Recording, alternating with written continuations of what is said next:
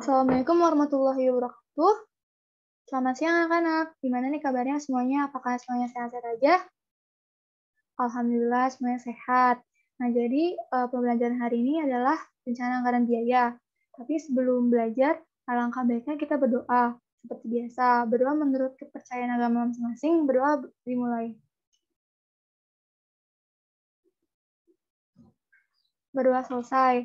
Oh ya, sebelumnya semuanya jangan lupa untuk presensi ya. Sudah Ibu kirimkan linknya di Google Classroom.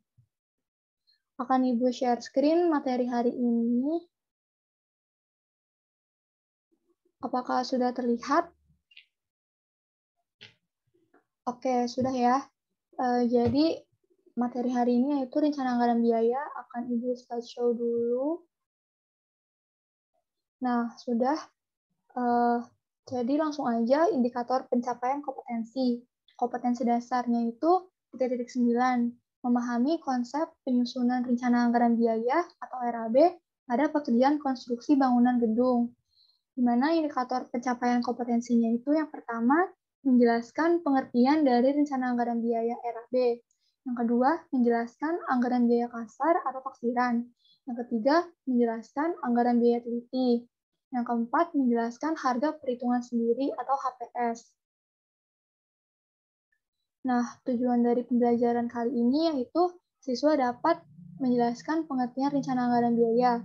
Siswa dapat menjelaskan anggaran biaya kasar atau taksiran dengan benar. Siswa dapat menjelaskan anggaran biaya teliti. Siswa dapat menjelaskan harga perhitungan sendiri atau HPS dengan bahasanya sendiri.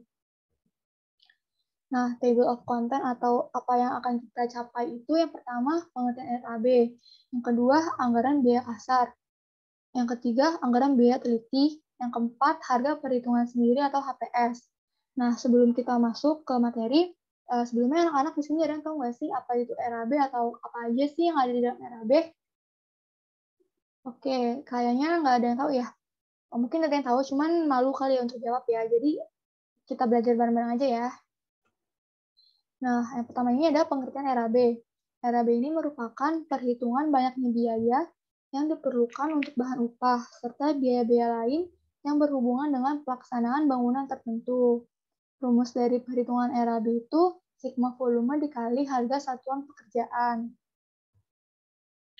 Nah, selanjutnya adalah anggaran biaya kasar, di mana pengertiannya yaitu merupakan rencana anggaran biaya sementara di mana pekerjaannya itu dihitung tiap ukuran luas. Contohnya, bangunan gedung yang dihitung berdasarkan berat lantai dalam satuan meter kuadrat.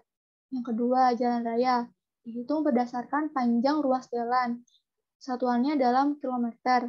Yang ketiga, jembatan dihitung berdasarkan panjang bentangan dalam satuan meter. Selanjutnya, metode anggaran biaya kasar. Yang pertama ini adalah per fungsi, di mana metode ini tuh menggunakan estimasi biaya jenis setiap penggunaan. Yang kedua, luas. Metode anggaran ini menggunakan harga per luas lantai. Yang ketiga, volume kubik. Metode anggaran ini menggunakan volume bangunan.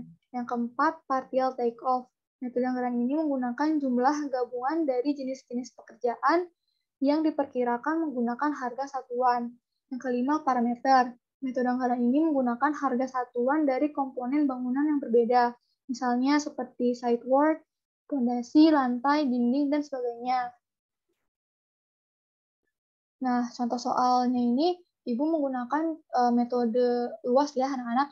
Contohnya itu soalnya diketahui sebuah rumah sederhana satu lantai, ukuran 45 meter kuadrat, dengan harga taksiran itu 2 juta per meter kuadrat.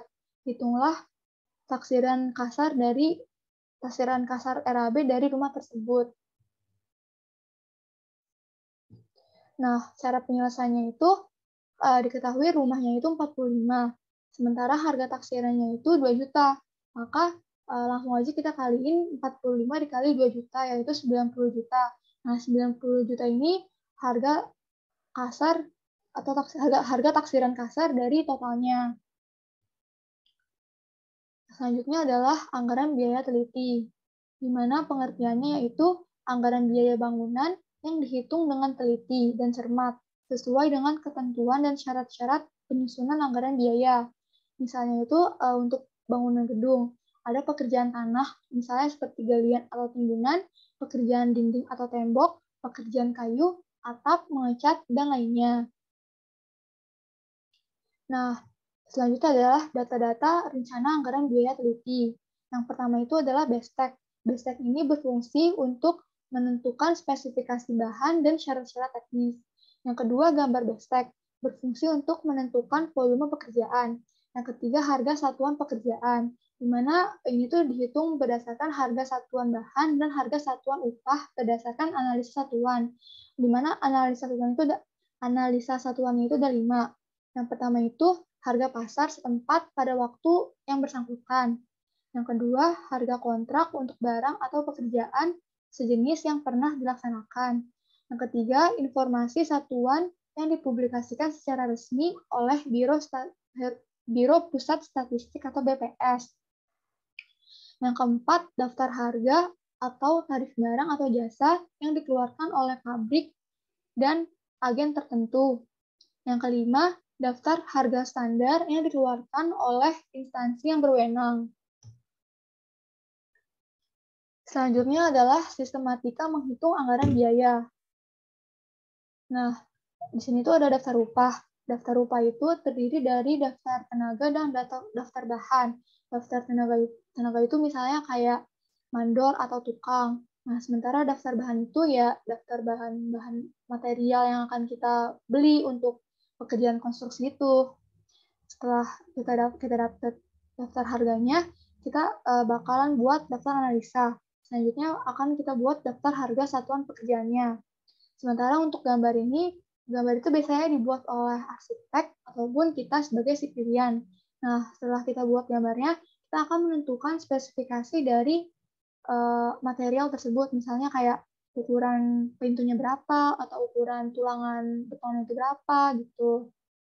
Kalau udah kita buat spesifikasinya, kita bisa buat daftar volume pekerjaan, yang dimana bisa dibuat anggaran tiap pekerjaan. Misalnya untuk pekerjaan kusen, itu tuh kita butuh upah untuk tenaga kerja tukang itu berapa, dan untuk pembuatan kayunya itu berapa, kayu kusen itu berapa harganya. Selanjutnya adalah kita bisa buat anggaran tabel pekerjaan. Selanjutnya adalah pengertian HPS. HPS atau harga perhitungan satuan itu merupakan harga barang atau jasa yang dikalkulasikan secara keahlian dan berdasarkan data yang dapat dipertanggungjawabkan. Nilai total dari HPS ini terbuka dan tidak rahasia. Sementara rumus perhitungan HPS itu sendiri, volume pekerjaan dikali harga satuan ditambah beban pajak dan keuntungan. Nah, fungsi dari HPS itu yang pertama sebagai alat untuk menilai kewajaran penawaran termasuk rinciannya. Yang kedua sebagai dasar untuk menetapkan batas tertinggi penawaran yang sah untuk pekerjaan konstruksi. Yang ketiga sebagai dasar untuk menetapkan besaran nilai jaminan pelaksanaan bagi penawaran yang nilainya lebih rendah dari 80% per 100 nilai total HPS. Terhadap pengadaan jasa konsultasi, tidak diperlukan jaminan penawaran, jaminan pelaksanaan, dan jaminan pemeliharaan. Selanjutnya adalah prosedur penyusunan HPS, di mana yang pertama itu kita bisa mengecek pagudana dari DIPA atau PO. DIPA itu merupakan daftar isian pelaksanaan anggaran, sementara PO itu merujuk pada petunjuk operasional. Setelah kita mengecek besarnya dana ini, kita bisa mempelajari dokumen pengadaannya. Selanjutnya menghitung komponen biaya langsung personil atau remuneration, dan biaya langsung non-personil atau direct reimbursable cost. Selanjutnya kita menghitung harga satuan untuk biaya tenaga ahli per satuan waktu tertentu. Selanjutnya kita menghitung jumlah biaya untuk setiap item pengeluaran. Selanjutnya kita menjumlahkan semua biaya untuk seluruh item pembayaran. Selanjutnya kita menghitung PPN, dan yang terakhir kita bisa menentukan besarnya HPS. Selanjutnya ini ada video untuk HPS untuk pekerjaan konstruksi dari beliau. Nah, ini ada linknya ya, nanti akan Ibu kirim di GCR atau di WA Group, kalian bisa nonton jika video ini tidak ada suaranya ya. Baik, akan Ibu Stel.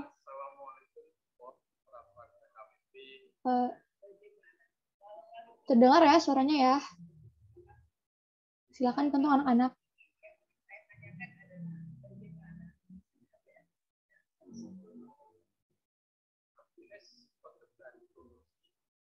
Berdasarkan peraturan KPP nomor 9 tahun 2018, PPK dalam bentuk perkiraan lingkungan biaya atau kesatuan yang dilakukan oleh konsultan bersama konstruksi. Jadi formatnya seperti pelambir. Kayaknya format APS pekerjaan konstruksi. Di sini ada pekerjaan organisasi, PPN, total. Ini ada satuan, maka satuannya lebih kubik, volumenya berapa kubik, 60 kubik, kali harga satuannya 1,5 juta. Nah, menggunakan semua, nanti keluar PPN, total APS pekerjaan konstruksi. Menggunakan kelihatan. Ya, gunung kan, ya, tidak kelihatan di APS ini. Gunungan ada di mana? Ya. Tadi kita ceritakan bahwa perkiraan lingkungan biaya atau harga satuan yang dilakukan di konsultan misalkan nanti akan menjadi APS. Dibuat dari apa? Dibuat dari analisa harga satuan pekerjaan ASP. Analisa pekerjaan yang terbaru adalah berdasarkan peraturan Menteri nomor 28 tahun 2016. Jadi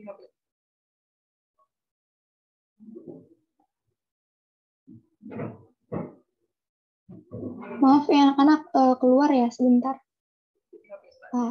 Dasarnya atau menjadi tadi dasarnya ini adalah data dari ASP.